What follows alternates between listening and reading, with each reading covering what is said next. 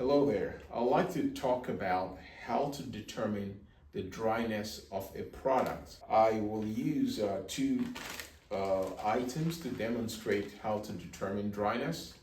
I'll use mushrooms, dried mushrooms, dried using the Dehytray, as well as some peppers. Now, your Dehytray will come with a small box.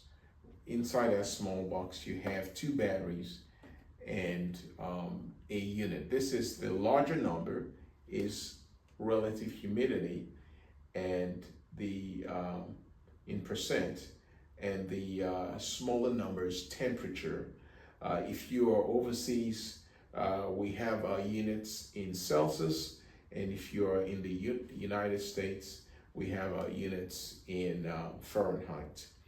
What you need to do is get a container where you can see through, a transparent small container, or a Ziploc plastic bag. So how do you determine that your product is sufficiently dry, and what we call dryness? We do not necessarily determine moisture content, we determine water activity. And what you need to do is take a handful of your products you're drying. So I've taken a handful of mushrooms, put in a container like this, and embed this meter in this container, and then close it. When you embed this meter, make sure you can read it. Make sure you put it in a way you can read it, and then you close it airtight. Okay, so that's the first thing you do. Once you close it airtight, I can still read it. You let it sit on the room temperature for 15 minutes, and go to read the larger unit. If the larger unit reads below 60%, then your material is sufficiently dried for storage. I prefer to use below 50. Okay, I want my material to be adequately dried.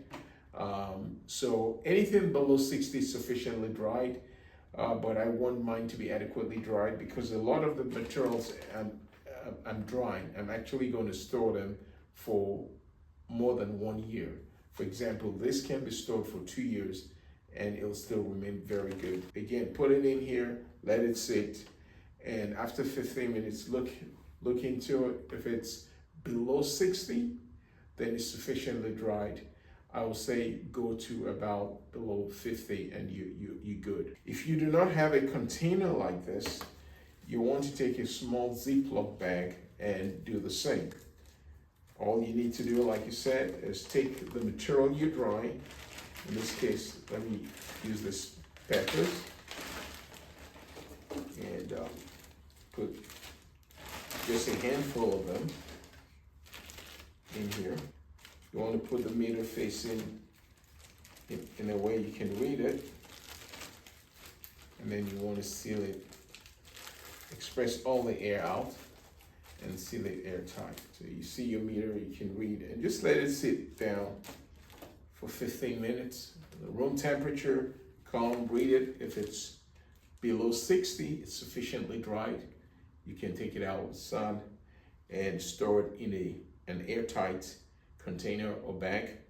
If it's above 60, keep drying. And that's how you determine dryness. One caveat is never put this meter inside the unit and let it sit there for more than 5 minutes. It's going to damage the meter. This meter is not designed for very high temperature. So it's designed typically for about room temperature for long periods of time, but not very high temperatures like you experience in the Dehytray. So you can use it to check the temperature of the Dehytray for like 5 minutes, but no more than 5 minutes, you damage your meter. So again, all you need, look for a container, put it in, close the container, wait for under room temperature for 15 minutes, read it, whatever it reads. Below 60, you're good. Above 60, keep drying. I always say go below 50, but below 60, you're good.